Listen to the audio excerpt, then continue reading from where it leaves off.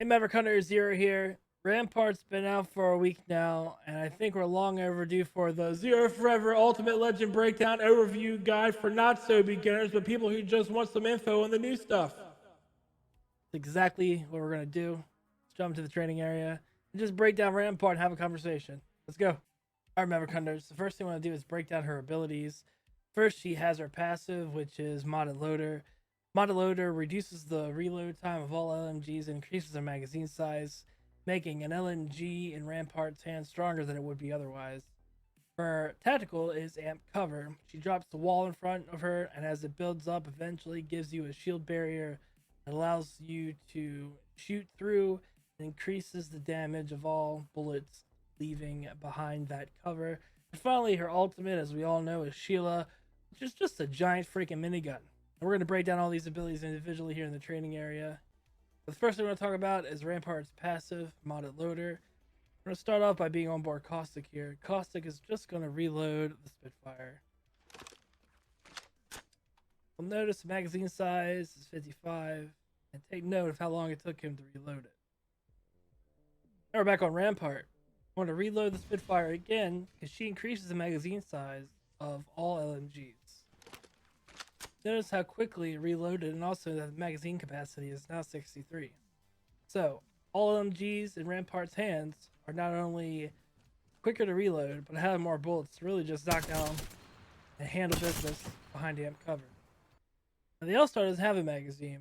This acts a little bit different in Rampart's hand. To demonstrate, we're back on Caustic again. Now, we're going to fire the L-Star until it overheats. You'll notice you use 23 bullets to overheat. Now we're going to switch over to Rampart. Okay, now we're back on Rampart with an L-Star. We have 40 rounds. Let's see how long it takes for the L-Star to overheat.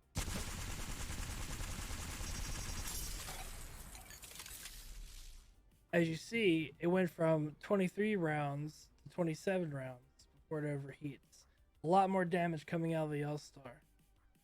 Reload time is the same though. That is to say, he swaps out the overheated barrel the same amount of time. LMGs are strong with Rampart.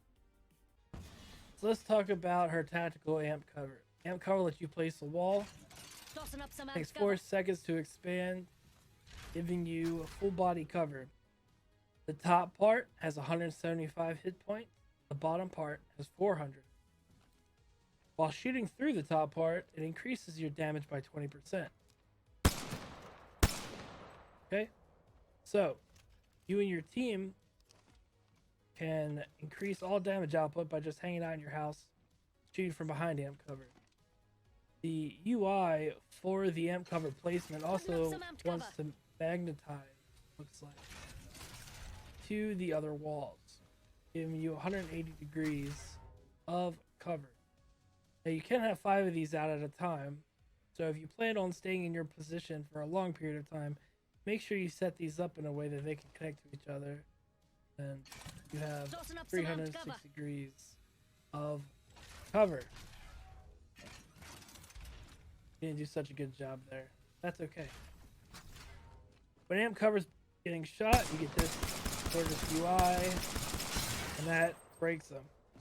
They can be jumped over by your enemy team, so don't think that they can't push up to you.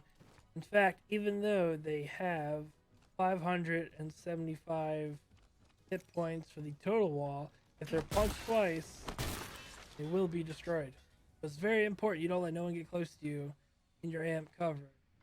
You take them down from a decent distance, mid-range, long-range, you understand. Undamaged amp cover can be picked back up, and a charge can be added back to your stacks that you're carrying. But if you try to pick up a damage wall, it doesn't count. You can just remove it out of the way. But sometimes this is beneficial just to leave amp cover where it is and get a move on if you're rotating or getting out. That pretty much covers the breakdown of amp cover. Let's go ahead and take a look at Sheila first. And last but not least, we have Rampart's girlfriend, Sheila. Sheila can be placed on just about any flat surface. And she can be used by anyone. But preferably, Sheila's used by Rampart because Rampart's passive lets her reload Sheila faster. To operate the minigun, you hit the interact button. Oh, don't run now! Get your butts back You can hold right click or ADS to get Sheila wound up, and then press shift on your keyboard to ADS. This gives you the distance and the amount of ammo you need in the UI. Sheila has about 3,000 bullets worth of damage in the magazine, and Rampart reloads Sheila the fastest. With a cooldown of 120 seconds or 2 minutes, it'll take a while for Rampart to have 3 of them for everybody, but it's possible to have 1 for each of your teammates. You can also pick up the minigun. Sheila's coming with me. Shop's closed. In some instances, it'll allow you to regain 56% of your charge if Sheila was never shot. So make sure you place Sheila where you need most cover. If we put down an amp cover here, Tossing up some amped cover. charge our ultimate really quick, get Sheila back, drop Sheila behind amp cover. Sheila's here. Oh, she's a beaut. The damage coming out of Sheila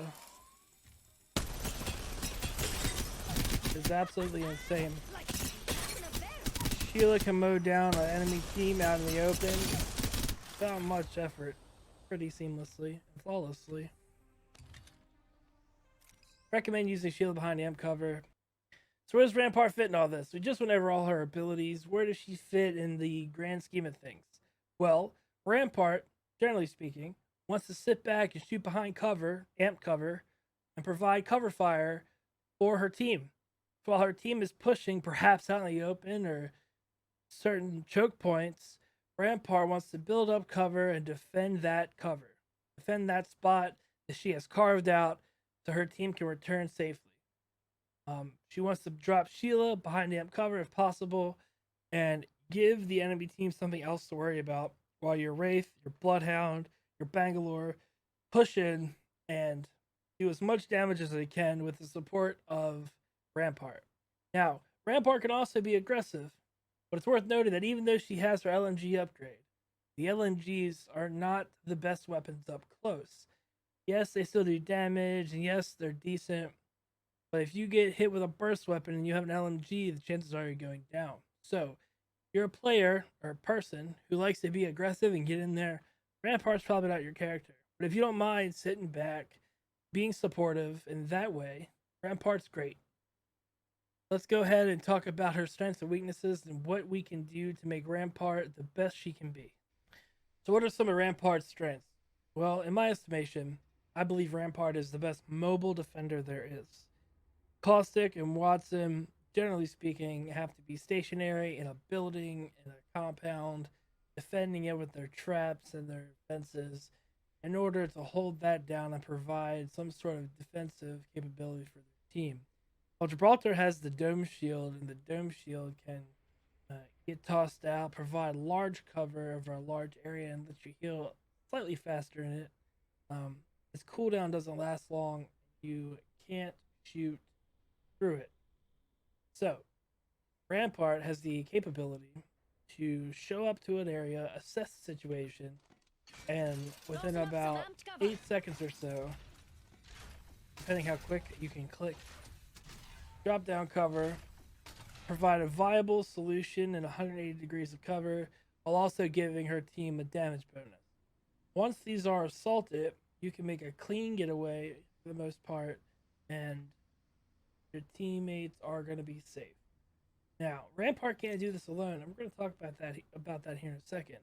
By and large, Rampart being able to come up to an area, even drop Sheila, and create a quick defensive position is very, very strong, especially with the map changes we've recently seen in Season 6. Those are some of her strengths. Let's talk about some of her weaknesses. Now, what is she weak against? Grenades. All grenades. So, we're going to demonstrate here. I want to pick up 3 nades. So this is what happens. All 3 nades are used against the amp cover. So here is the thermite. Throwing thermite. Thermite shoots straight through the amp cover. You see it ticking over there. Next, we have a regular nade. Tossing a frag. So a regular nade does solid 200 damage. And then we have Arc star the out. Arc Star. Now the Arc Star effect or the stun goes through this, goes through it. So you have to be very mindful of that. And the grenade doesn't do damage to the other side, but because the base of the amp cover only has 400 hit points, like we talked about earlier in this guide, um, 2 grenades, will just blow all this away. So clearly, her weaknesses are grenades. I wonder if there's a way we can prevent that. But I digress. Also, just being able to punch her cover is super weak. You can't let no one get close to her. She doesn't have fortify like Gibraltar and Caustic does. So, it's going to take the same amount of damage as everybody else. Very dependent on the amped cover there. And while we want to encourage her passive to be used as much as possible, all the LMGs in the game have a relatively slow rate of fire, with the exception of the Devotion and Turbocharger, but that's why the Turbocharger is a golden item, right? By and large, the Devotion, the L-Star, and the Spitfire, if you go face to face with a 301 or an R99, even though it's in the crate, in the care package, or if you go up against a Mastiff, a burst weapon, a double tap EVA 8, right? A wingman, you're going to be in a lot of trouble. The last thing I want to talk about here when it comes to her weakness is that when you put Sheila up here behind your amp cover and you jump on, as you can see, she still is undercover. The minute this thing takes 175 damage, she is one giant headshot away from getting knocked off this thing. So it's very important that you're mindful of your amp cover and that you use this cover wisely and that you're paying attention to when it drops down. We're going to pick up Sheila, and as you can see there, like I said earlier, you get it back. Finally, very important tip. If you put 2 amp covers in front of each other, Putting up some amped cover. And grab the vault here.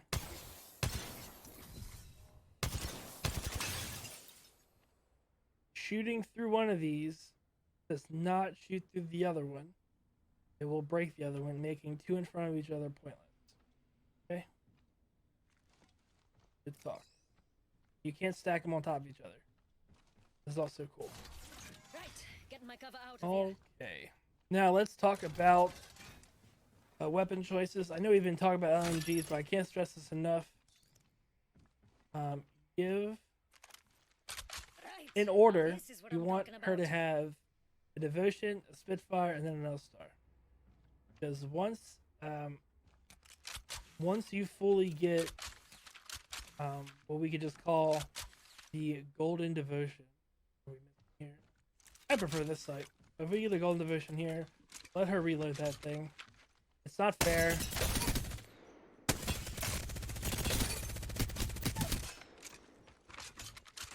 Yeah, that's just cheating.